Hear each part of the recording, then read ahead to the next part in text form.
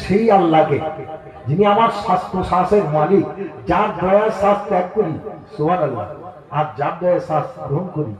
একজনের শ্বাসকষ্ট হচ্ছে, শ্বাস ত্যাগ করতেও কষ্ট, শ্বাস গ্রহণ করতে কষ্ট, হাঁপাচ্ছে, কিন্তু আল্লাহ তুই বড় মেহেরবান যে আমি সহজেই শ্বাস ত্যাগ করছি, গ্রহণ করছি। এটা আল্লাহর রহমত, মেহেরবানি। বলুন সুবহানাল্লাহ, আলহামদুলিল্লাহ। একজনকে চোখ দিয়েছেন, দেখতে পাই না, জন্মবন্ধ, আল্লাহ আমাকে চোখ দিয়েছেন, দেখার শক্তি দিয়েছেন। বলুন সুবহানাল্লাহ, আলহামদুলিল্লাহ।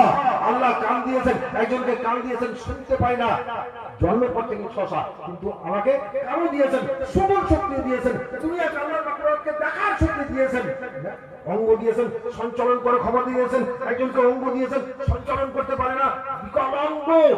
একজনের ব্রেন আছে বিকৃতি, পাগল। একজন সন্তানের মাতা পিতা হতে পারেনি, আল্লাহ সব সরকারে পূর্ণ করে দিয়েছেন। তাহলে আল্লাহর হক আদায় দিতে হবে। 5 ওয়াক্ত নামাজ আল্লাহর শুকরিয়া আসল।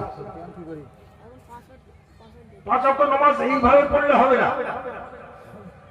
আল্লাহর সঙ্গে বান্দার সম্বন্ধ হবে। নামাজে বলা হয়েছে আল্লাহকে মানুষ জানতে পারবে। বুখারী শরীফে আল্লাহর নবী বলেন, আনতাবুদাল্লাহু কান্নাকা তারাহু ফাইন লাম তাকু তারাহু ফাইন্নাহু ইয়ারাক। নামাজে দাঁড়িয়ে তোমার প্রতিপালককে দেখো। ইহসান কি? আল্লাহর নবী বলেন তুমি এমন ভাবে ইবাদত করো যেন আল্লাহকে তুমি দেখছো। নামাজে দাঁড়িয়ে আল্লাহকে তুমি দেখছো। যখন তুমি দেখতে পাচ্ছ এটা তোমার অযোগ্যতার কারণ, তখন তুমি কি মনে করবে? আল্লাহ আমাকে দেখছেন, আল্লাহকে আমি দেখতে পাচ্ছি না। আল্লাহ হাজির নাজির, আল্লাহকে হাজির নাজির জেনে সাজদা করো। তাহলে নামাজের দুটো অবস্থা বলেছেন।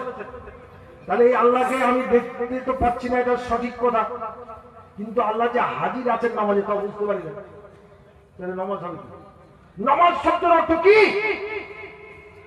নামাজ আরবি ভাষা নয়, ফার্সি ভাষা।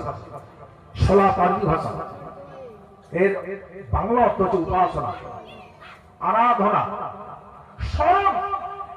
আল্লাহকে স্মরণের যত প্রসেস আছে, আকিমুস সালাত লিযিকরি, সূরা কেরাত, রুকু সাজদার ভিতর দিয়ে, নামাজের ভিতর দিয়ে আমরা যেভাবে নামাজ পড়ি, নামাজের ভিতরে নামাজ হবে আল্লাহর স্মরণে।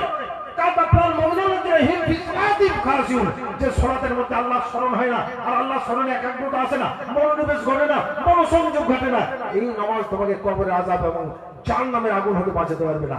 নিশ্চয়ই শরীয়তের খেলাফ, পয়গম্বরের খেলাফ, সুন্নাতের খেলাফ দিকে নামাজ আল্লাহর পথে তোমার মনকে ধরে রাখবে। আকিমুস সালাতা